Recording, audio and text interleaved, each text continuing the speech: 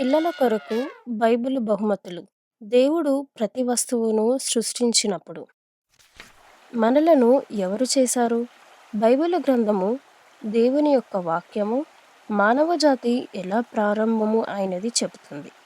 పూర్వము దేవుడు అన్నింటికన్నా ముందు మానవుని చేసి ఆదాము అని అతనికి పేరు పెట్టెను.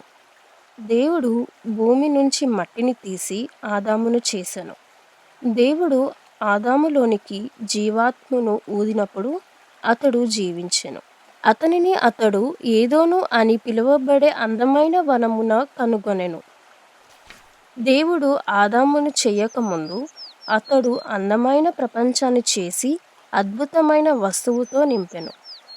ఒకదాని తర్వాత ఒకటి కొండ ప్రాంతాలను మరియు విశాలమైన ప్రదేశమును, సువాసన కలిగిన పూలను మరియు పొడవైన చెట్లను, ఆకాశ ప్రకాశవంతమైన రెక్కలు కలిగిన పక్షులను మరియు సందడిగల తేనెటీగలను, పోట్లాడుతూ సందడిగల తిమింగలాలను మరియు జారె నత్తలను చేశాను.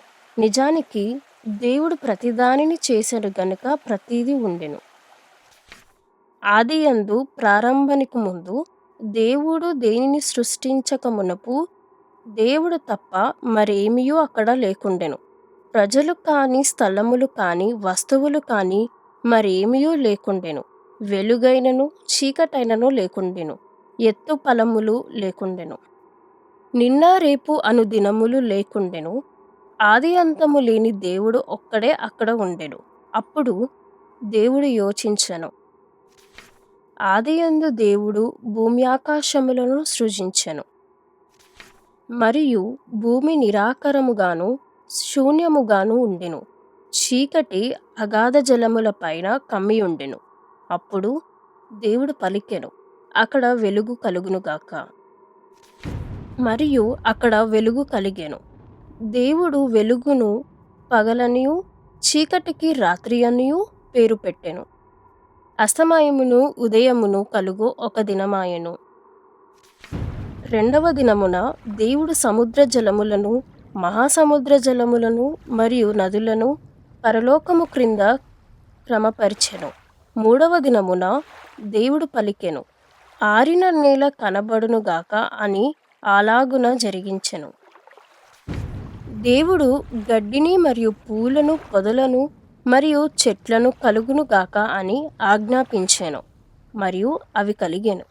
మరియు అస్తమయమును ఉదయమును కలుగుగా మూడవ దినమాయెను. అప్పుడు దేవుడు సూర్యుని మరియు చంద్రుడిని చేసెను. మరియు ఎవ్వరు లెక్కించలేనని చాలా నక్షత్రములు చేసెను. అస్తమయమును ఉదయమును కలుగుగా నాలుగవ దినమాయెను.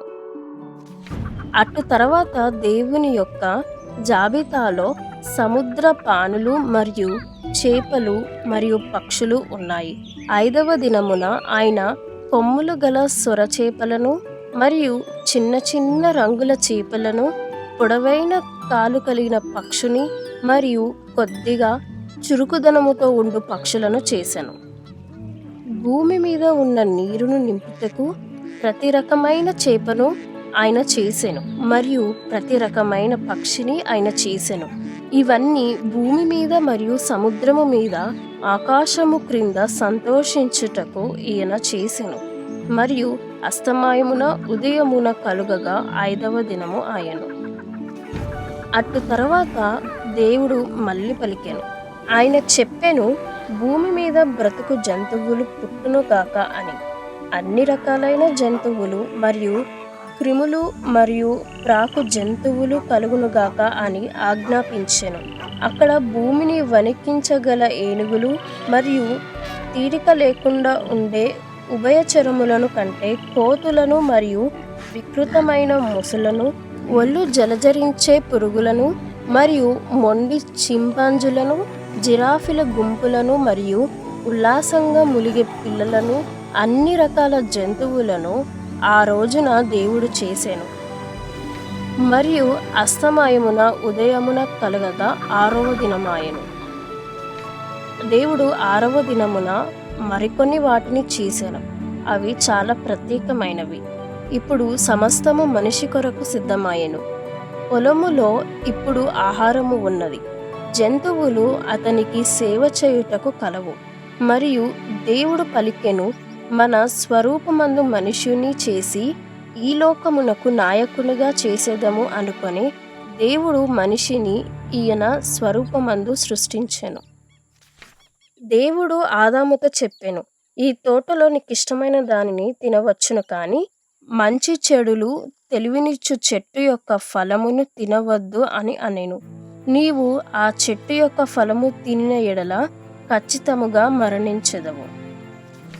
మరియు ప్రభువైన దేవుడు చెప్పెను, ఆ నరుడు ఒంటరిగా ఉండుట మంచిది కాదని, అతనికి నేను ఒక సాటి అయిన సహాయకుని చేసేదను. దేవుడు అన్ని జంతువులను పక్షులను ఆదాము యొద్దకు రప్పించెను. వాటికి ఆదాము పేర్లు పెట్టెను. ఈ అప్పగింపబడిన పనిని బహుశా చాలా తెలివిగా చేశాను. ఆయనను ఆదామునకు సాటి అయిన సహాయము లేకపోయెను. గాఢ నిద్రలో ఉన్న ఆదాము ప్రక్కటి ఎముకలో ఒక దానిని తీసి దేవుడు ఒక స్త్రీని ఆదాము ఎముక నుంచి చేసెను. దేవుడు చేసిన ఆ స్త్రీ ఆదాము కొరకు ఖచ్చితముగా సరైన భాగస్వామి. దేవుడు 6 దినములలో ప్రతిదానిని చేసెను. తరువాత దేవుడు 7వ దినము ఆశీర్వదించి మరియు విశ్రాంతి దినముగా చేసెను. ఏదోను తోటలో ఆదాము మరియు అతని భార్య అవ్వ దేవునికి లోబడుటలో పరిపూర్ణమైన సంతోషమును కలిగి ఉన్నారు. దేవుడు వారికి ప్రభువుగాను అని ఇచ్చేవాడుగాను స్నేహితుడుగాను ఉండెను. ఆమేన్. దేవునికి తెలుసు మనము చెడ్డ పనులు చేసి ఉన్నామని. ఆయన వాటిని పాపము అని పిలుస్తాడు. పాపము వలన వచ్చు జీతము మరణము. దేవుడు మనలను బహుగా ప్రేమించి మన పాపములకు బదులుగా తన కుమారుడైన యేసు సిలువపై మరణించుట కొరకు మరియు మన పాపముల కొరకు శిక్షను భరించుటకును పంపబడెను. యేసే సజీవుడై పరలోకమునకు తిరిగి వెళ్ళెను. ఇప్పుడు మన పాపమును దేవుడు క్షమించును. నీ పాపముల నుంచి వెనుతిరగాలి అనుకుంటే దేవునితో ఈలాగు చెప్పుము, ప్రియమైన దేవా, యేసు నా కొరకు మరణించి తిరిగి సజీవుడవైనవని నేను నమ్ముచున్నాను. దయచేసి నా జీవితములోనికి రమ్ము మరియు నా పాపములను క్షమించుము. ఆ విధముగా నేను కొత్త జీవితమును పొందెదను మరియు సదాకాలము నీతో ఉండేదనని నేను నీ బిడ్డగా జీవించుటకు సహాయము దయచేయుము దేవా. ఆమేన్. యోహాను 3:16. ప్రతిరోజు బైబిల్ చదివి దేవునితో మాట్లాడుము. దేవుడు ప్రతి వస్తువును సృష్టించినప్పుడు దేవుని యొక్క వాక్యము నుండి ఒక కథ, బైబిల్ గ్రంథము దీనిలో కనబడుతుంది. ఆదికాండము 1:2.